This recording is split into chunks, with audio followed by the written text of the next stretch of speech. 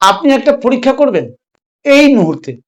একবার আপনার ডান নাসিকা বন্ধ করুন, বাম নাসিকা দিয়ে শ্বাস নিন বুক ভরে, আবার বাম নাসিকা দিয়ে শ্বাস ছাড়ুন। তারপর বাম নাসিকা চেপে ধরুন, ডান নাসিকা দিয়ে শ্বাস নিন, আবার ডান নাসিকা দিয়েই শ্বাস ছাড়ুন।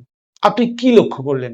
দুই নাসিকা দিয়ে কি শ্বাস ঠিক একই রকম যাচ্ছে, না হয়তো একটা একটু বেশি খোলা মনে হচ্ছে, অন্যটা একটু কম? প্রশ্ন হলো, এটি কি অসুখ, নাকি এটাই শরীরের স্বাভাবিক নিয়ম? আর যদি এটা স্বাভাবিক হয়, তাহলে কেন এমন হয়?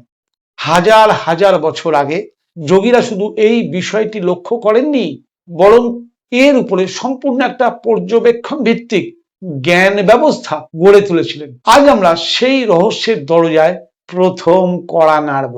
গত 3টি পর্বে আমরা শিখেছি ইরা, পিঙ্গলা, সুষুম্না, কিন্তু এগুলো ছিল ধারণা। আজ প্রথমবার আমরা নিজের শরীরের একটা বাস্তব অভিজ্ঞতার দিকে তাকাবো। ধরুন আপনি একটা জানলার পাশে দাঁড়িয়ে আছেন, দুটি জানলাই খোলা, কিন্তু একদিকে বাতাস একটু বেশি ঢুকছে, অন্যদিকে একটু কম ঢুকছে, তবুও দুটি পাল্লাই খোলা। আমাদের নাসিকাও অনেক সময় এমন আচরণ করে, দুটি নাসিকাই খোলা থাকে, কিন্তু একটা দিয়ে বাতাস তুলনামূলক সহজ প্রবাহিত হয়। এখানে একটা গুরুত্বপূর্ণ বিষয় জানি আমরা। আধুনিক শরীরবিদ্যায় নেজাল সাইকেল নামে একটি পরিচিত শরীরবৃত্তীয় ঘটনা বর্ণনা করা হয়েছে।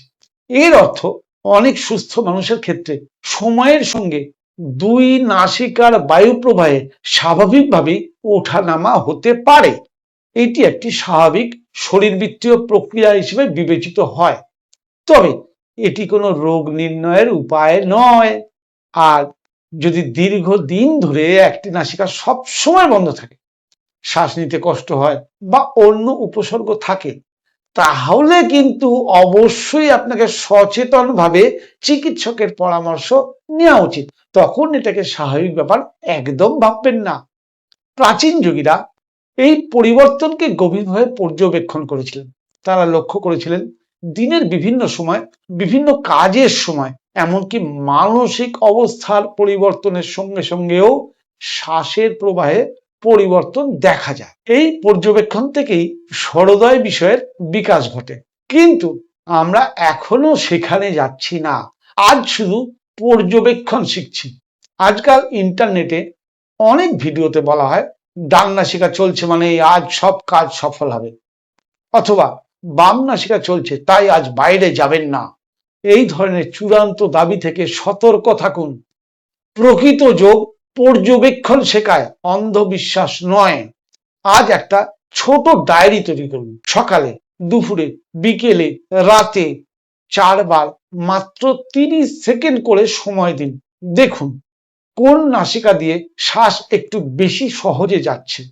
শুধু লিখে রাখুন, কোনো সিদ্ধান্ত নয়, কোনো ব্যাখ্যা নয়, শুধু তথ্য সংগ্রহ। একজন বিজ্ঞানীর মতো, একজন যোগীর মতো। প্রকৃত শিক্ষা উত্তর দিয়ে শুরু হয় না, প্রশ্ন দিয়ে শুরু হয়। আজ আপনি হয়তো প্রথমবার বুঝলেন আপনার শ্বাস প্রতিদিন একই রকম নয়। এই ছোট উপলব্ধি বড় শিক্ষার দরজা খুলে দেয়। তাহলে আজ আমরা জানলাম দুই নাসিকা সব সময় সমানভাবে কাজ নাও করতে পারে। আধুনিক বিজ্ঞানও নেজাল সাইকেল নামে একটি স্বাভাবিক শরীরবৃত্তীয় প্রক্রিয়ার কথা বলে। যোগশাস্ত্র এই পরিবর্তনকে গভীরভাবে পর্যবেক্ষণ করেছে, কিন্তু সবচেয়ে গুরুত্বপূর্ণ প্রশ্ন এখনো বাকি। কতক্ষণ পর পর এই পরিবর্তন হয়, কেন হয়, এটা কি সবার ক্ষেত্রে একই রকম? যোগীরা কিভাবে এই পরিবর্তনকে পর্যবেক্ষণ করতেন? আগামী পর্বে আমরা শুরু করব স্বরের ছন্দ, কতক্ষণ পর পর বদলায় নাসিকার প্রবাহ। সেই পর্বে আমরা কোনো কুসংস্কার নয়, পর্যবেক্ষণ, শাস্ত্রীয় বর্ণনা এবং বাস্তব অভিজ্ঞতার আলোকে এই বিষয়টি ধাপে ধাপে বুঝব। শ্বাস থেকে চেতনার যাত্রার আজকে 22তম পর্ব। প্রতি রবিবার সকাল 6টায় একটি করে পর্ব আপনারা দেখছেন। আমি ধীরে ধীরে আগামী 90 পর্বের মধ্যে আপনাদের প্রাণায়াম শেখানোর একটা প্রতিশ্রুতি দিয়েছি। আমি যেটুকু জানি, আমি যেটুকু শিখেছি, কিন্তু আমি বিশ্বাস করি যে প্রাণায়াম শিখতে গেলে আগে জানতে হয়, প্রাণের ব্যবহারিক প্রয়োগকে জানতে হয়। আমি তাই প্রতি ধাপে ছোট ছোট করে, যাতে আপনারা বিরক্ত না হয়ে যান, ধৈর্য না হারিয়ে ফেলেন, প্রতিটা ধাপে একটা করে বিষয় নিয়ে আমি এগোনোর চেষ্টা করছি। যারা রেগুলার দেখছেন তারা অবশ্যই কমেন্ট করে জানান কেমন লাগছে, আপনি কি কিছু শিখলেন এখান থেকে। আর যিনি নতুন এসছেন অবশ্যই স্বাস্থ্য সমৃদ্ধি চ্যানেলটি সাবস্ক্রাইব করে নিন, বেল আইকনটা টিপে দেবেন, তাহলে কোনো এপিসোড আপনার মিস হবে না। আর প্লে লিস্টে গিয়ে প্রাণায়াম শিক্ষার সমস্ত পর্বগুলো একবার দেখে নেবেন, তাহলে প্রাণায়াম শিক্ষা সবার জন্য খুব সহজ। আমি সেইভাবে সম্পূর্ণ বিনামূল্যে যাতে মানুষ সঠিক প্রাণায়াম শিখতে পারে তার আপ্রাণ চেষ্টা করে যাচ্ছি। শুধু চাই আপনাদের সহযোগিতা, আপনাদের সমর্থন। নমস্কার।